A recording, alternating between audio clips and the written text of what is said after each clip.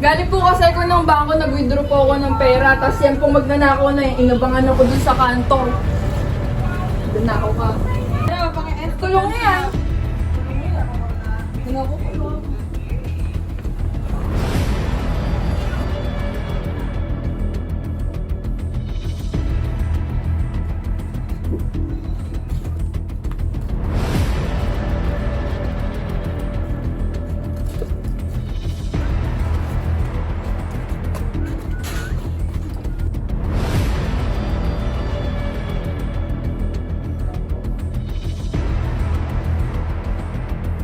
Rivera, labaw pa! Kunin niyo yung babaeng nagnakaw.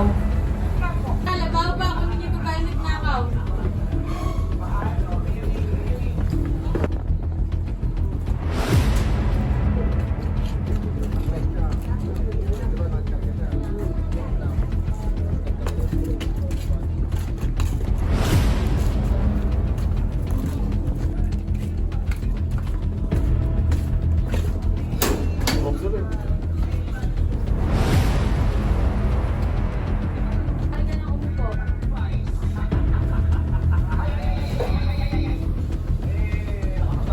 Anong pangalan mo?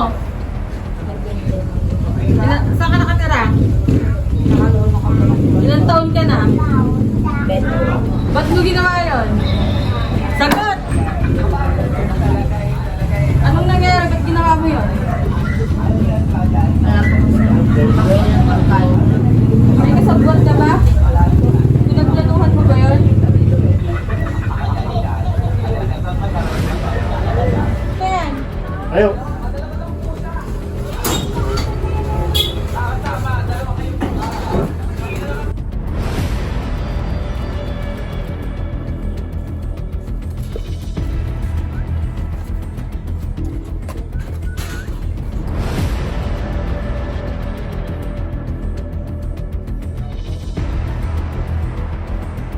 What is interrogation? An interrogation is the formal questioning of a suspect. It is skillful questioning of a hostile person suspecting having committed an offense. Ang interrogation ay isang formal na pagtatanong sa isang suspect upang makakuha ng impormasyon. Ito rin ay isang proseso na kung saan kumakailangan ka ng mahabang oras o panahon upang makakuha ng impormasyon. At kung minsan, ito ay ginagamitan ng pagbabanta o karahasan upang makakuha ng impormasyon sa isang suspect. What are the goals of interrogation? Number 1 is to find out the truth about the crime.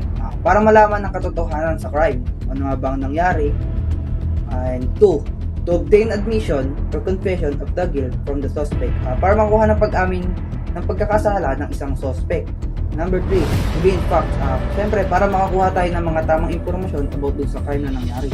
At number 4 is to collect information that guides investigator to arrive at a logical conclusion. Upang makakuha tayo ng impormasyon na makakatulong sa isang investigador upang ma-solve ang isang crime.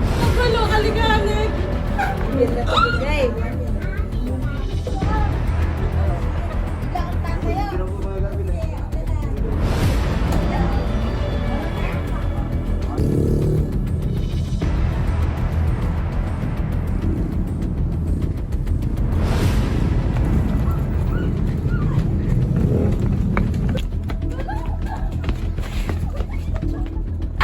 Ipapalo-palo mo sa kanya ako na ako Sabi na nga lang ako dito sa Hindi, ano yung ko magbabawan sa kanila? Ay, dito ka.